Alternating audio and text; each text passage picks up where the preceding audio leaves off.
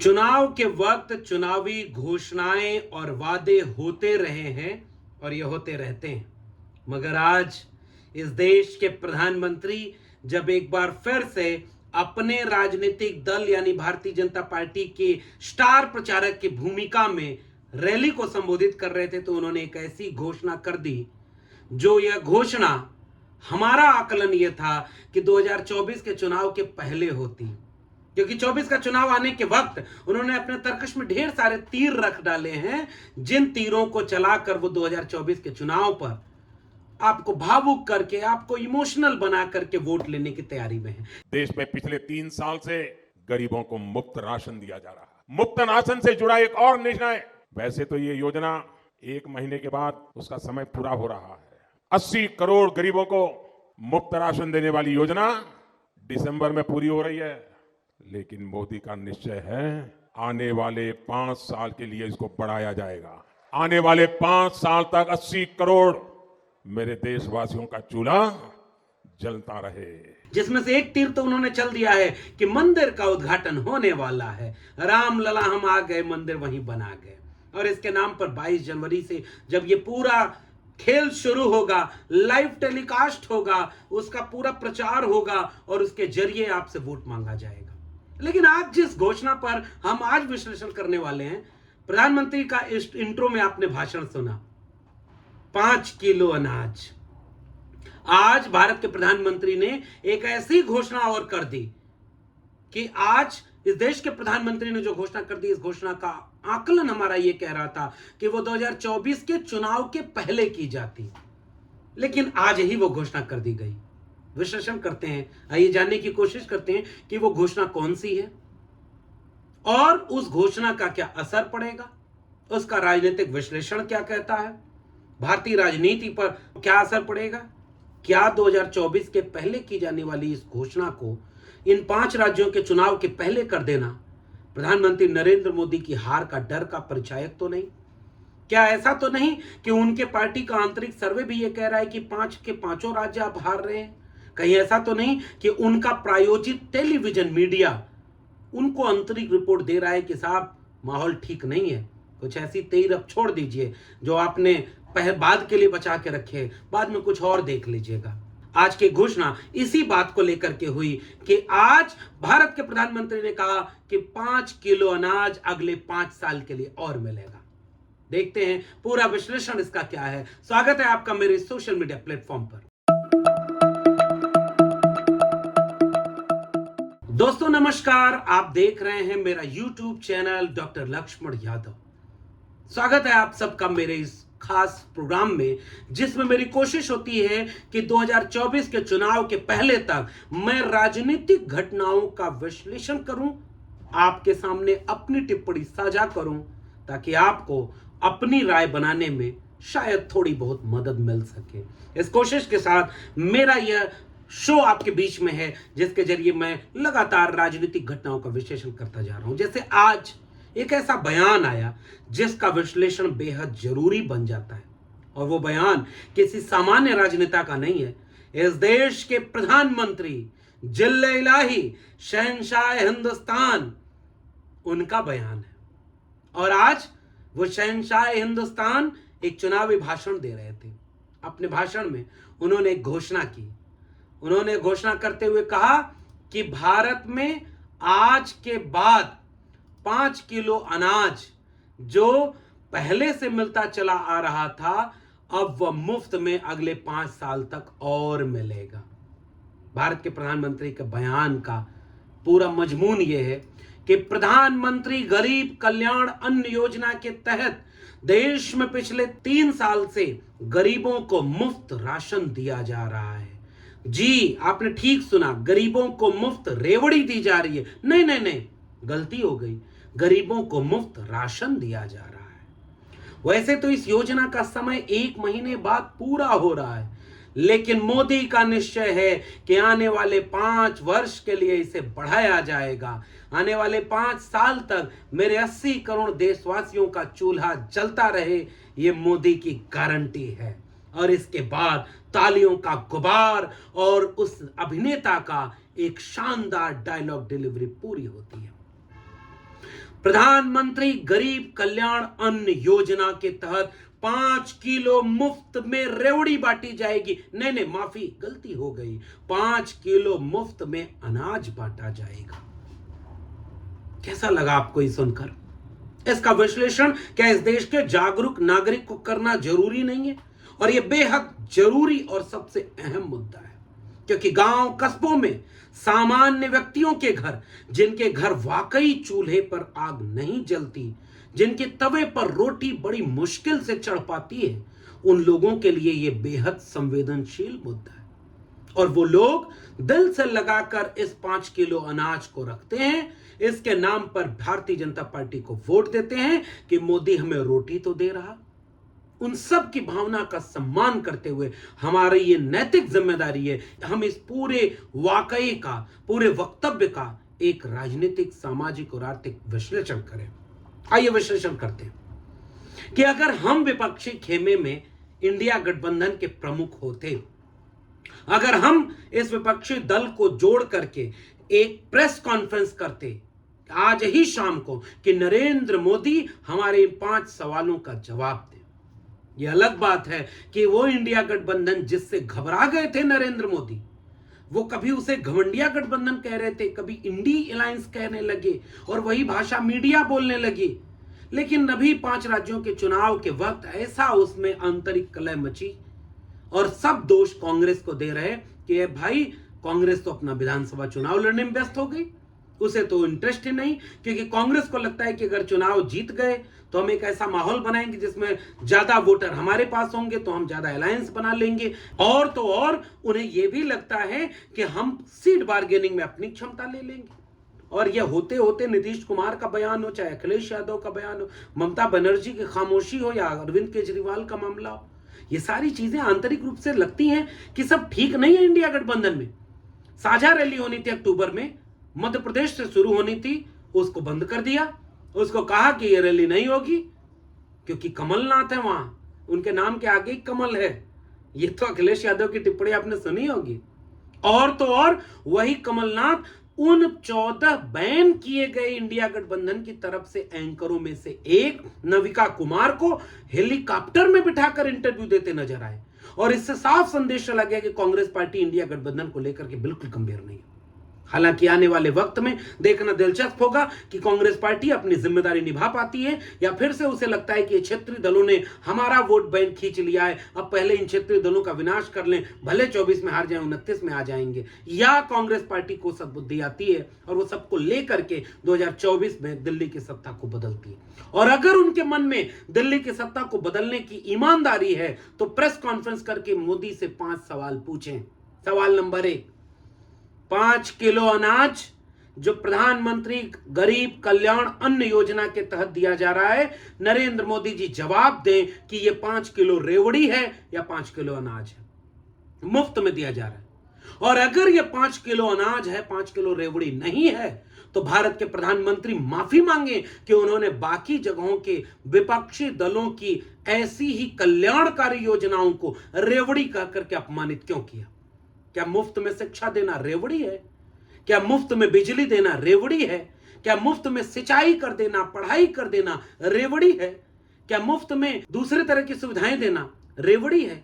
और अगर वो रेवड़ी है तो ये 5 किलो रेवड़ी क्यों नहीं हुई जो 80 करोड़ लोगों को मुफ्त में रेवड़ी बांटी जाएगी? और अगर ये नहीं है तो प्रधानमंत्री माफी मांगे और आइंदा गरीब कल्याण योजनाओं को रेवड़ी कहना बंद करें।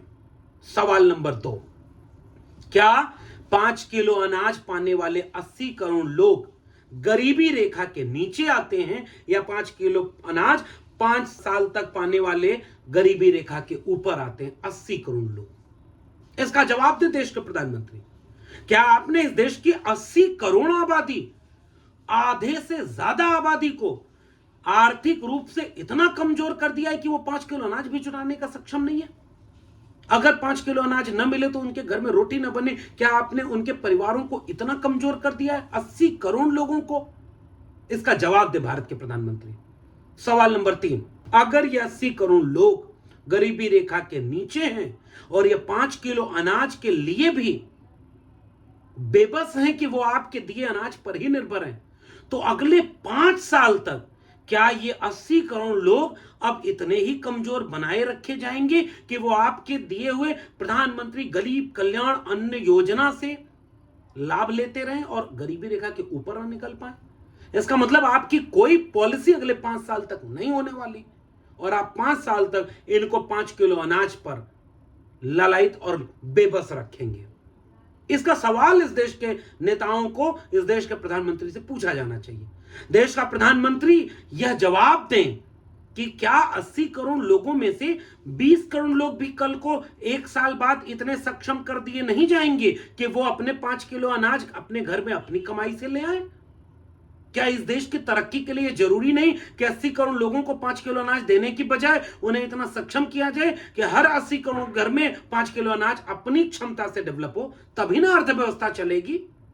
सवाल नंबर 4, 5 किलो अनाज जो देने की बात कही गई है, अगर कोई परिवार आपके मुताबिक 5 किलो अनाज भी कमा कर घर ले आने के लायक नहीं बचा है, तो उस परिवार की बाकी बुनियादी जरूरतें कैसे पूरी होती होंगी? और मैं उसका विश्लेषण करते हुए आऊंगा, इस बात पर आपको बताऊंगा कि इस 5 किलो अनाज के मुफ्त में देने से आपने क्या क्या गिरवी रख दिया है। अगर कोई 5 किलो अनाज मुफ्त में पाए तो उससे कितने रुपए उसके बचेंगे? 100 रुपए, 150 रुपए, इससे ज्यादा तो नहीं बचेंगे 5 किलो अनाज से। 150 रुपए का सामान देकर मुफ्त में आपने क्या इस देश के लोगों का 1,500 रुपया जेब से नहीं निकाल लिया? पेट्रोल का दाम बढ़ाकर, डीजल का दाम बढ़ाकर, कभी प्याज का दाम बढ़ाकर, कभी टमाटर का दाम बढ़ाकर, एलपीजी सिलेंडर को 1200 रुपए में पहुंचाकर, खाने वाले सरसों के तेल को 200 रुपए में पहुंचाकर, शिक्षा को कई गुना महंगा करके आपने इस देश के लोगों को 150 रुपए का अनाज देकर 1,500 रुपया उनका हर दिन का नहीं लूट लिया? इसका जवाब इस देश के प्रधानमंत्री क्यों नहीं देते? क्या इस देश के प्रधानमंत्री को यह नहीं देना चाहिए? 150 रुपए का अनाज। और पांचवा और आखिरी सवाल, इस देश के किसानों से जब आप गांव में जाएंगे तो पूछेंगे, किसानों को उनका बचत का 2.5 गुना, उनकी लागत का 2.5 गुना कब मिलेगा? अभी तो वो वादा पूरा नहीं हुआ, 2 करोड़ रोजगार, 15 लाख, अब तो भूल भी गए होंगे आप। आपको भी लगता होगा क्यों बार बार इसको बोलते हो? भारत के प्रधानमंत्री नए नए डायलॉग भी तो बोलते हैं, उस पर देखो। तो आप तो भूल गए होंगे, आप तो सवाल नहीं पूछते, आपको लगता है कि उनसे बेहतर कौन, वो तो भाई शेर है हमारा। तो जरा शेर से पूछिए ना, ये 5 किलो अनाज खरीदेंगे कहां से? विदेश से आएगा कि इसी देश से आएगा? तो खेती किसानी के लिए कौन सी योजना बनाई? क्या किसानों की लागत का 2.5 गुना मुनाफा उन्हें देने की जो वादा किया गया था वो पूरा हुआ क्या? और 5 किलो अनाज वो आप जो मुफ्त में देंगे, जैसे आपने 15 लाख रुपया मुफ्त में देने की बात कही गई थी, वो उसका क्या हुआ? अब इसका एक विश्लेषण करिए और मैं ये आखिरी विश्लेषण करके बाकी निर्णय आपके ऊपर सौंपता हूं। मैं सम्मान कर रहा हूं। हां, इस देश में बहुत बड़ी आबादी ऐसी हैंड टू माउथ है, गरीब, कमजोर, मजलूम, वंचित, शोषित है, जिसके लिए ये 5 किलो अनाज बहुत बड़ी अहमियत रखते हैं। वो इसे दिल से लगा कर रखता है। उसको लगता है कि मुफ्त में हमारे घर में अनाज तो पहुंच रहा है, हमारे घर में चूल्हा तो जल रहा, हमारे घर में रोटी तो बन रही, हमारे घर में पेट में अनाज तो जा रहा, इसलिए हम इन्हें ही वोट देंगे। और भाई ये क्यों हम कह रहे हैं? इसे तो अगले चुनाव 2024 के पहले इसका निर्णय होना था, जैसे 2019 के ठीक पहले पुलवामा हुआ। हम बिल्कुल उस पर टिप्पणी नहीं करना चाहते, किसने पुलवामा कराया, किसने हमला कराया, कौन इस साजिश में शामिल था, कौन दोषियों पर कोई कार्रवाई हुई कि नहीं हुई। लेकिन 4 साल तक उसके बाद अब जैसे जैसे चुनाव आ रहा है, कुछ और भी तो हो सकता है। सजग रहने का वक्त है नागरिक को।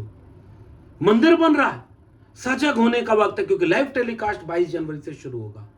आपको क्या मिलेगा उससे? कुछ और भी हो सकता है, क्योंकि ये जो जोड़ी दिल्ली में बैठी हुई है वो कभी चुनाव अपने को हारता हुआ नहीं देख सकती। उसको यह कभी अनुभव ही नहीं है। उसने लोकतंत्र की बुनियादी शिक्षा ही नहीं ली कि चुनाव में हार जीत होती रहती है, विपक्ष में भी बैठना होता है और पूरा नहीं होती विपक्ष की कुर्सी। अब तो नए वाले संसद में दोनों कुर्सियां एक जैसी हैं, प्रधानमंत्री वाली भी वैसी है, विपक्ष के नेता वाली भी वैसी है। केस मुकदमा झेलना होगा, थोड़ा सा मानते हैं, थोड़ा ईडी सीबीआई का पता बदल जाएगा, थोड़ा आपको भी जेल वेल जाना होगा। जेल तो अच्छी चीज है, जेल में बहुत सारे लोग अच्छे लोग भी गए हैं, लेकिन वो इस बात में माहिर हैं, वो नहीं जाना चाहते, इसलिए आपके सामने ऐसे और भी शगुफे आएंगे। अब एक बात का जवाब दीजिए, इस देश में क्या कांग्रेस पार्टी को ललकार करके यह सवाल नहीं पूछने की जरूरत है कि 2014-15 में जब देश के प्रधानमंत्री संसद में खड़े होकर के कहते हैं कि आप मेरी राजनीतिक मेधा को तो मानते होंगे, मनरेगा मैं बंद नहीं करूंगा, मैं पूरी दुनिया को पूरे गाजे बाजे के साथ ये ढोल पीट कर बताता रहूंगा कि आजादी के इतने साल बाद भी एक सरकार ने आपको गड्ढे खोदने पर मजबूर कर दिया, और मैं मनरेगा को बंद नहीं करूंगा। इसकी न मनरेगा आपकी नाकामयाबियों का जीता जागता दस्तावेज है। कांग्रेस पार्टी के नेताओं को, और न वो निभा रहे हैं अपनी जिम्मेदारी, तो इस देश के नागरिकों को, क्या इस देश के प्रधानमंत्री से यह सवाल नहीं पूछा जाना चाहिए कि 80 करोड़ जनता को 5 किलो अनाज मुफ्त में देना पड़े? आजादी का अमृत काल मनाने वाली सरकार, हर हाथ तिरंगा हर घर तिरंगा की बात करने वाली सरकार अपने देश के 80 करोड़ नागरिकों को क्या इतना बेबस, इतना लाचार, इतना कमजोर बना चुकी है कि उसको 5 किलो अनाज भी मुफ्त में देना पड़ रहा है ताकि उसके घर चूल्हा जल सके? इसका जवाब दीजिए कि नाकामयाबियां ये पिछले 9 साल की हैं या नहीं हैं? आपने क्यों 80 करोड़ लोगों को गरीबी रेखा के नीचे पहुंचा दिया? इस तेवर के साथ आपको यह सवाल पूछना होगा। और गांव कस्बों के लोगों, इस बात को सोचो, आप कब सोचोगे? पुराने जमाने में हमारी पिछली पीढ़ी, इवन हमारी पीढ़ी तक, हमारे घरों में लोग अपनी जगह जमीन गिरवी रखते थे ताकि हमारे बच्चे को अच्छी शिक्षा मिल जाए। वो अपना गहना गुड़िया, महिलाएं, माताएं गिरवी रख देती थी ताकि उनके बेटा बेटी को अच्छी शिक्षा मिल जाए, उनका बेटा बेटी अपने पैर पर खड़ा हो जाए। उसे अच्छी शिक्षा मिलेगी तो अच्छा रोजगार पाने की गुंजाइश होगी, और अगर वो अच्छा रोजगार पा जाए तो उनके घर में 5 किलो अनाज ही नहीं, दाल, चावल, सब्जी, रोटी, घी, नमक, तेल, हल्दी सब आएगा रे भाई। ड्राई फ्रूट्स भी आएंगे, घूमने भी जाएंगे। पीढ़ियों की उनकी गुलामी को उनका बेटा बेटी दूर कर देगा जब उसे अच्छा रोजगार मिल जाएगा। और सोचो गांव वालों, सोचो गरीबों, 5 किलो अनाज 5 साल के लिए फिर से बढ़ाया गया है। याद है उत्तर प्रदेश 2022 का चुनाव के ठीक पहले 5 किलो अनाज के साथ थोड़ा सरसों का तेल, थोड़ा रिफाइंड तेल, थोड़ा चना, थोड़ा नमक, थोड़ा दलिया। अब क्यों नहीं मिल रहा भाई? सब बंद हो गया क्योंकि चुनाव दूर है। फिर से मैं आपसे एक सवाल पूछना चाहता हूं, 5 किलो अनाज की कीमत कितनी? 150 रुपया। और 150 रुपए के अनाज के सामने आपके बच्चों की शिक्षा को नई शिक्षा नीति के नाम पर बेच दिया गया।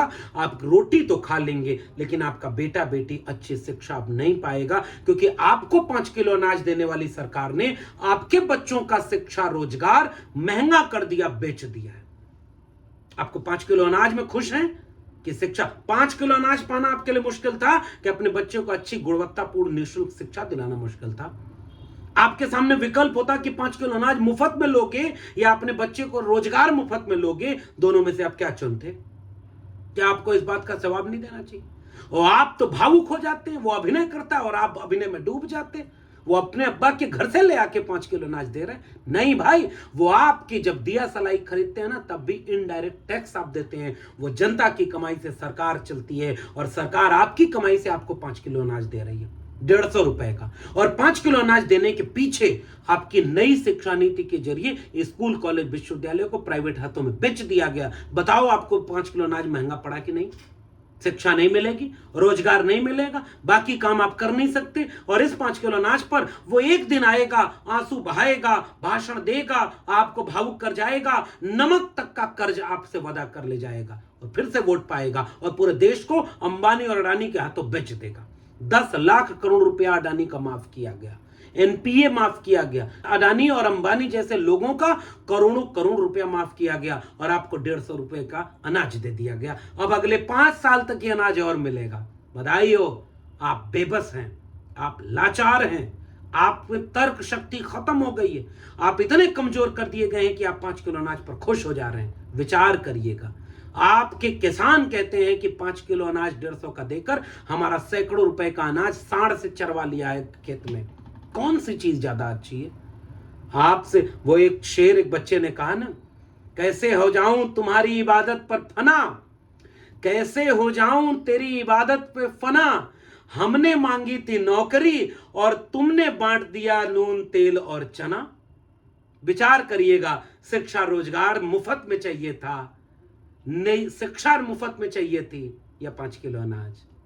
कहीं ऐसा न हो कि हम आपको समझाते रहें शिकारी आएगा, जाल फैलाएगा, दाना डालेगा, चिड़ियों तुम फंसना मत। और ये गाते गाते मालिक ने इतना चिड़ियों को समझाया कि चिड़ियां ये गाने लगी कि शिकारी आएगा, जाल फैलाएगा, दाना डालेगा, चिड़ियों तुम जाल में फंसना मत। और ये गाना गाते गाते चिड़िया जाल में फंस गई, क्योंकि दाने के लालच को वो छोड़ नहीं पाई।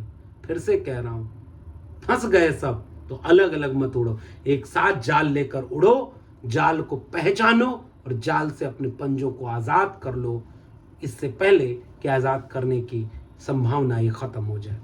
बहुत बहुत धन्यवाद।